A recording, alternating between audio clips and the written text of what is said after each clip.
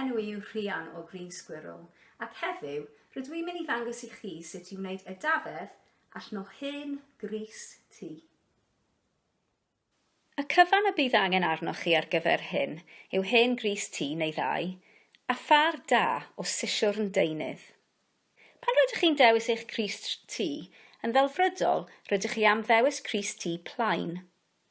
Does dim ots os oes ganddo rhai tyllau o gwmpas y cyseiliau neu ar y llawes, oherwydd ni fyddwn yn defnyddio'r darn hwnnw. Dylech osgoi defnyddio unrhyw rhai gyda print mawr yng nghanol y crys tŷ. I ddechrau, gosodwch y crys tŷ allan yn wastad.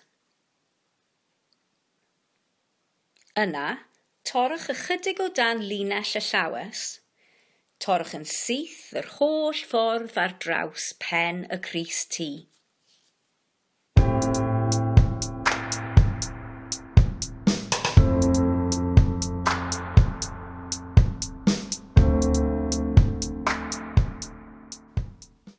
Peidiwch taflu y darn yma i ffwrdd, gallwch ei ddefnyddio ar gyfer crefftiau eraill, neu fel clwtyn, neu gallwch ei droi mewn i gadachau, hancesu, gwlyb, wet wipes, ac mae gennym ni tiwtorial arall ar gyfer gwneud y rhain.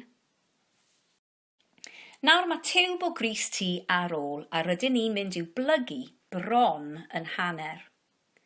Cymerwch yr ochr gwaelod, yr ochr sydd ar gau, sef ochr y crys tŷ, a'i blygu i ychydig llai na modfedd yn ei hanner. Gallwch weld rwyf wedi gadael modfedd ar y top. Nawr rydym yn barod i'w dorri. Rydym yn mynd i dorri stribedi, tua modfedd ar ei hyd fel hyn. Torri yn syth ar draws yr haen gyntaf, ond nid trwy'r ail darn fel hyn.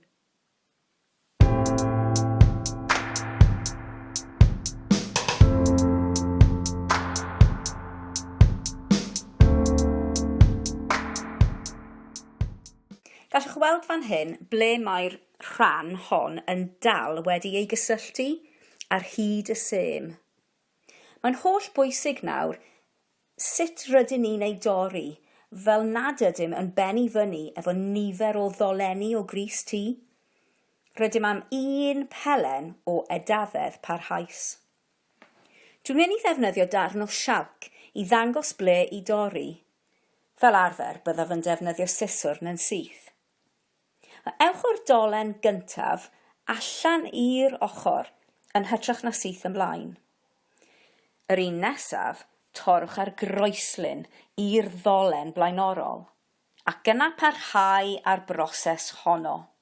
Felly daliwch i dorri ar y groeslin.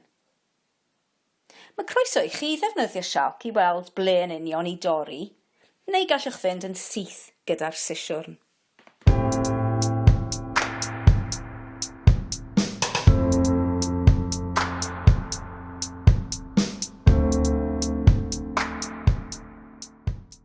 Ar ôl gwneud ychydig o doriadau, dyma'r siawns i chi wirio bod gennych chi un stribed parhaus o edafedd. Gallwch ffeindio'r diwedd, tynnwch y trwy, a gallwch weld ei fod wedi gweithio. Felly gallwch barhau a torri'r gweddill.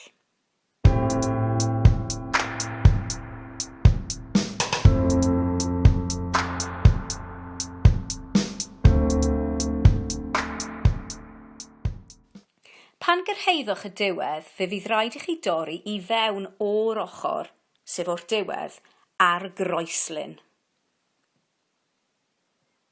E voilà! A dylech chi gael un rôl hir.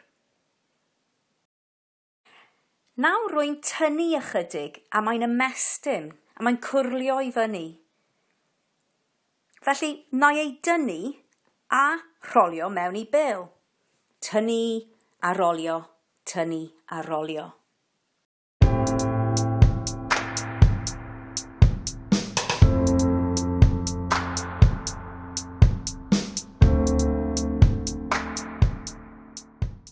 Ar ôl i chi wneud yr edafedd crys tŷ, gallwch arbrofi defnyddio chrysau tŷ wahanol, a gallwch chi gael wahanol liwiau at ei gilydd. Mae llawer o bethau gallwch chi wneud efo'r edafedd. Beth am roi cynnig ar wneud mwclis, fel yr un yma. Mae gennym tiwtorial arall i ddangos i chi sut i wneud un o rhain. Gallwch wneud macrame, crochet, neu defnyddio fe o amgylch y tŷ neu'r ardd.